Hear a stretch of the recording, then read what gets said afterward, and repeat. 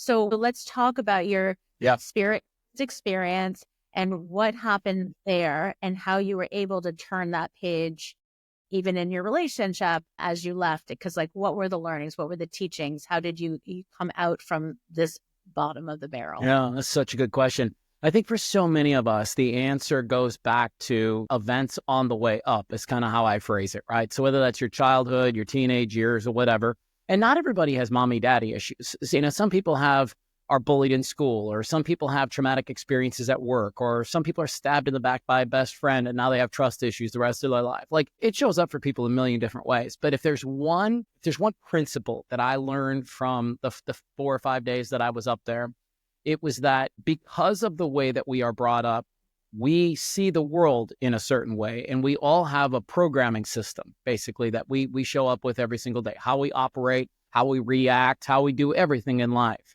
And all of that is based on the way you came up. So probably the biggest teaching that I had to figure out, Tania, was that I had faulty wiring. Maybe not faulty, that's not a great word, but I had outdated programming.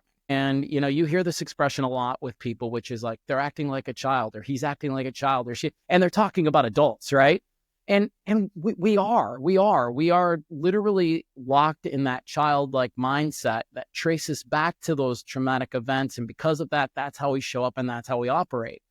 And so in that retreat, I learned a few things. I learned, number one, to just become aware of what had happened and just treat it like an event. So many of us have these things happen to us and we put all the weight in the world on that. We make that our entire identity. And, we make so much meaning out of these stories. Don't get me wrong. These are big events. They're big, important events that take place in your life. But I think most of us, if we got really honest with ourselves, we're probably hanging on to things that we would be better off letting go and setting down. And so I had to do that. I had to set down that programming, and I had to go back and sort of reparent that kid who had had a few things happen to him along the way. And then really, as I said, step into that idea of you're the transitional character, and it's your job to move your family through dysfunction and break the cycle.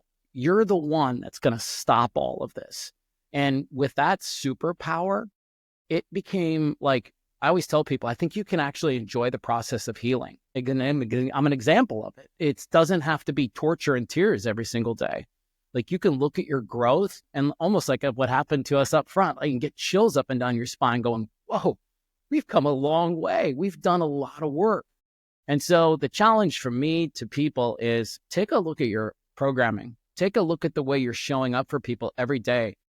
Are you the latest version of Chrome? Or are you still on frickin' Mac 1 from back in the day where everything's green and on a little screen? And I think most people, if you really took a hard look at yourself, you would say, I probably need an update. I probably need to go to settings, hit general, is there an update here? And I need to do it. And that's what the retreat gave me. The retreat gave me the updated programming system so that I could show up like this mature adult that I am now, who's just in a different place and ready for new things and execute those on the daily.